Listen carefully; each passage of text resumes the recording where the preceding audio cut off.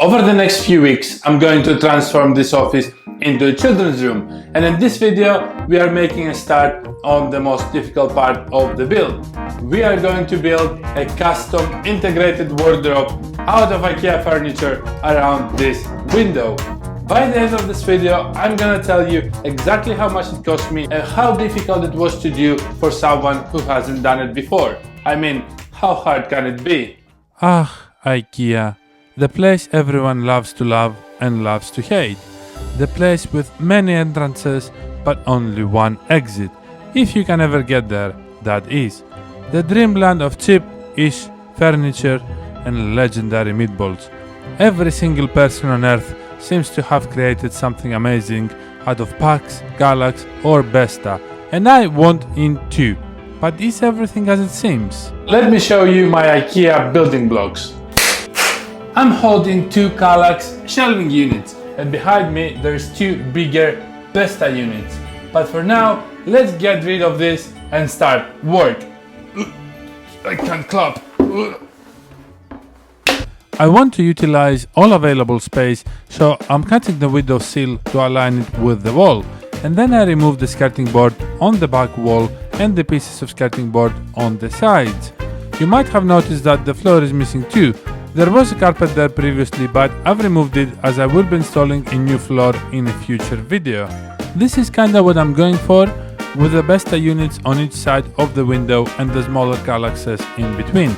You would think that I'm pretty much done at this point, but believe me, we are a very long way away from being done yet. Now, the first thing we need is a base for those shelves. And there are two reasons we need that. First one is because that tall Besta unit isn't tall enough to align with the window. It's gonna come somewhere around here, which isn't going to be great. So I need to give it a little bit of a height so it aligns with the window as much as possible. And the second reason is that I want to create a little bit of height at the bottom so that I can create some sort of trim and align with the skirting board as much as possible so the unit looks integrated. Using the human's best friend, the miter saw, I'm cutting pieces of timber for my base. I know my furniture is 40 centimeters deep and I have 206 centimeters width, so the calculations are easy. I place all the pieces down on the floor to make sure it all fits together, but we have a problem. It's too tight. I put it together, but it's a little bit too tight. These do go in, but they do go a little bit too tightly, which I don't like because wood needs a little bit of space to expand. I didn't cut it shorter before because I always cut everything too short. And this time, first time in history, I've cut everything exactly to size, but you actually need a bit of a gap, both in length and in width. So I'm gonna trim all of these pieces just a little bit, and then we're gonna put this base back together for good. Back to human's best friend, I'm trimming all the pieces and place them all down again.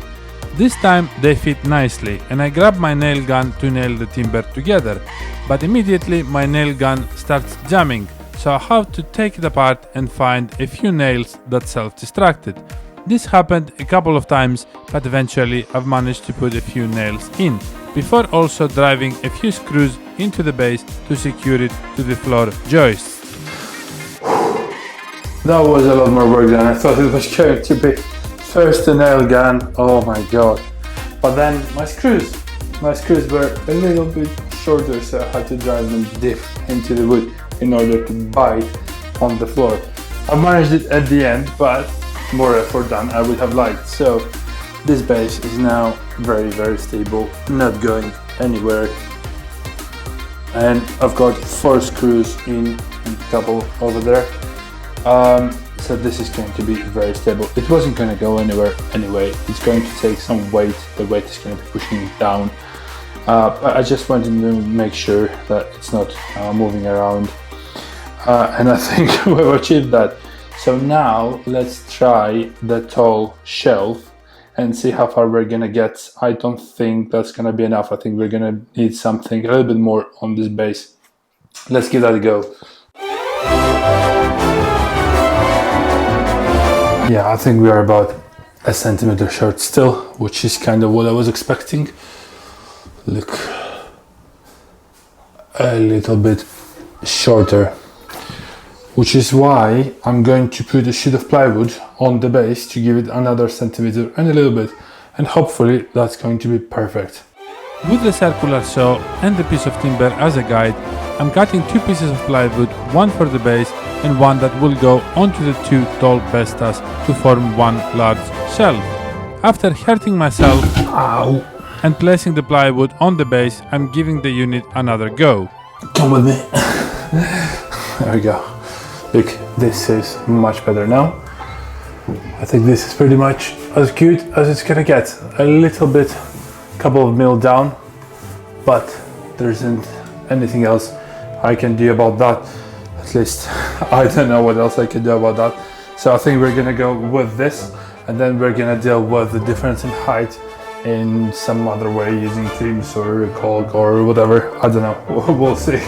Since I'm happy with the height, I'm driving a few screws to secure the plywood onto the base, and with that our base is done. Now I'm moving the units on the base and placing the other piece of plywood right on top. Things are starting to take shape, sort of.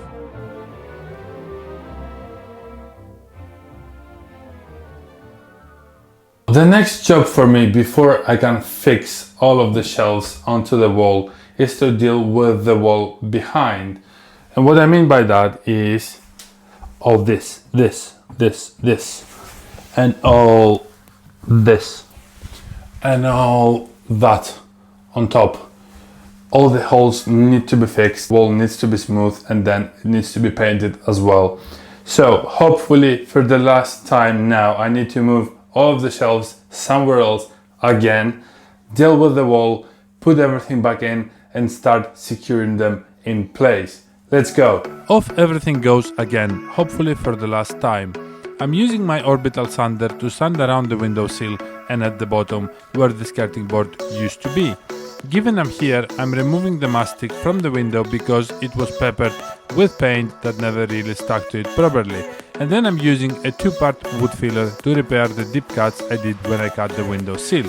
Next up, wall filler. Now this is where things start going a little south. I'm repairing the wall using wall filler, which at first I was dubious about, as I wasn't sure if it was going to stick or whether it was going to crack. That worked fine until I decided to use my orbital sander again and take most of it out. I filled it again, and guess what? I did the same thing, so I went for a third try. And finally, after sanding it with my hands, I was happy with the repair. On goes the primer, as I felt it was best not to take chances, and then on goes the paint. This isn't the painting video, so let's skip over to the part where I put it all back onto the base again. The shelves are back in place, hopefully for the last time, because now I'm going to secure them. First, starting with the big shelf here and here. I'm going to secure them onto the base they're on at the moment and onto the wall behind through the holes you can see over here. Let's go. I'm driving 4 screws through the bottom of this Besta unit to secure it on the base beneath, but then... Problem! I think I've thrown out the right brackets to screw this thing onto the wall behind. I've got brackets, but I think these ones are for these little shelves over here because they line up perfectly with the holes. Whereas on the big shelf, let me show you, they don't line up at all. I even tried making a hole here because they don't line up with anything, which only makes sense if I thrown the right brackets out, which I could have done because I always think they're all the same for Ikea furniture. Apparently they are not. I don't even care, to be honest, if they line up with the holes. I can make new holes, but I don't have screws that are small enough and sort of thick enough to screw onto here and then screw it onto the wall behind. So I've got to come up with something, and by something I mean I need to order some screws so I can do this, because I'm gonna kinda need the screws for the door brackets anyway. I've got these door brackets for some doors I need to put on. However, usually these shelves, they don't take any doors, so kind of I bought doors that match the size, but these brackets, they're not just gonna go on, right? They need to be screwed as well, because the screws that are on at the moment, they're not gonna work on their own, so I need a different type of screw to put them on. So that's that. I need to find some screws, and lesson learned, don't throw away Ikea brackets. Once I received the new screws, I secured the first bracket on the right hand side of this unit. Then I realized that although there is a stud behind this right hand side hole, there is just drywall on the left. So what I did was find the studs on the left wall, drive a couple of screws on the left side into the left wall instead of securing the unit on the back. I then returned to that bracket on the right hand side and secured that one as well. I actually added a new bracket on the other side too, but only to cover it and make things look symmetrical. I move on to the door by installing the hinges, and then for a reason I can't explain, I trap myself inside the unit while holding the door. Once I finish doing that, I hold the door in position and align the hinges with the unit to make some marks. I decide to use the screws supplied with the hinges as they were the right length. But to do that, first I had to drill out the holes where I had made the marks. And voila, the door was on. Although I was still missing a hinge in the middle as I didn't get enough of them. I then switch to the other side and repeat the exact same process until the other door is on as well. The big shelves are now nice and secure in place. The next step is to secure the little shelves on the base and on the big shelves, and also between themselves. As you can see, there's gonna be little pieces of plywood that are gonna be in between that will allow us to drive some screws from either side to secure it all together. However, before I do that, there's a little issue I need to deal with. As you can see, there is a socket, and the way I'm gonna deal with that, at least that's the idea, I'm gonna cut a little space around to allow for anything to be plugged in into a socket, because we do need that socket, and there's no other choice really that I can see. So what I'm gonna do is make some markings around the socket here, make the cut. We'll see how this holds up. I'm not entirely sure what's gonna happen to this once I cut it. I hope it holds. There's gonna be something else that's gonna go on top for strength and rigidity, so I'm not too worried, but I just still want it to hold a little bit. The only way to find out really. Let's make the cut. I'm carefully drawing lines around the socket for my cut, and then I proceed to find out the most important truth about the universe. What's inside IKEA furniture? And you know what? It's just paper. With that underwhelming discovery, I start screwing all the small units to the base and to the other units until everything is nice and secured in place. Next up, the Benchtop, which was too long, so I decided to cut it, which went totally according to plan. And I've totally butchered this top. Take a look at this.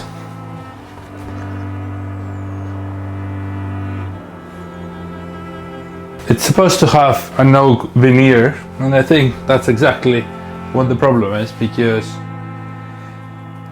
it's self-destructed. Well, not self-destructed, I've done it. And I'm not sure why. It might just be a crappy material or my disc on the miter, so it's not great.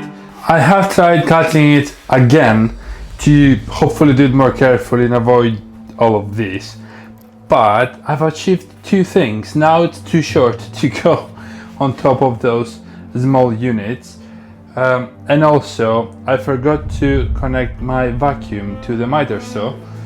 And now let me show you what is going on in this room. There's an insane amount of wood dust everywhere, and I mean everywhere. So that's 40 quid down the drain. And what I have done is order a replacement, which is going to be proper piece of oak. It will be cut to size as well, so I don't have to mess that one. What I need to do now is clean all of this mess because there's an insane amount of wood dust everywhere. And maybe continue by securing this top over here, because I do need to wait for the new top to arrive. Let's go. While waiting for the bench to arrive, I'm securing the plywood that's on top of the tall units, and then I move on to install a few pieces of timber that I primed and painted already around that shelf. Don't worry, I won't leave them looking ugly like that, I'm just going to use them to install trim pieces. Still no bench, so I'm cutting and installing a couple of Ikea cloth rails, and even test them with my own shelf. And then, at long last, the new top for the bench here has arrived. And let me tell you, I am so happy I butchered the previous one. Let me show you this. Oh, look at that. This is a gorgeous piece of oak. I love it. Now let's put it on without butchering this one as well. And after that weird interaction with the new bench, I'm drawing lines for the socket cutout, and then I cut it very carefully using my jigsaw. Unfortunately, I didn't get that right the first time, as the cutout needed to be bigger, so I did it again and that worked well. The last thing I do is use my oscillating tool to align the cut on the Kallax unit with the cut on the bench, and that came out looking good. But unfortunately, this is as far as I'm gonna get to in this video. I was hoping to get more done. However, we have had a few shenanigans, so this is as far as it's gonna get for now. That said, I think all of the basic building blocks are now in place, and I feel slightly qualified to answer the 3 questions I set out at the beginning of this video, starting with the cost. Starting with the 2 Besta and the 2 Kallax units. Combined, they were £224. Then next, moving on to the doors and hinges for another £75. Then we've had the bench that was butchered, and that was £40. Then we've had the new bench, which was £70. And finally, we've had some pieces of timber, namely the plywood used for the shelf above and the base below, as well as all the other wood. That was another 70 quid. For a grand total of £479 overall. But obviously there's some more expenses to come in the next videos. Moving on to the effort, and I've calculated about 30 to 35 hours total so far, which I know seems like a lot.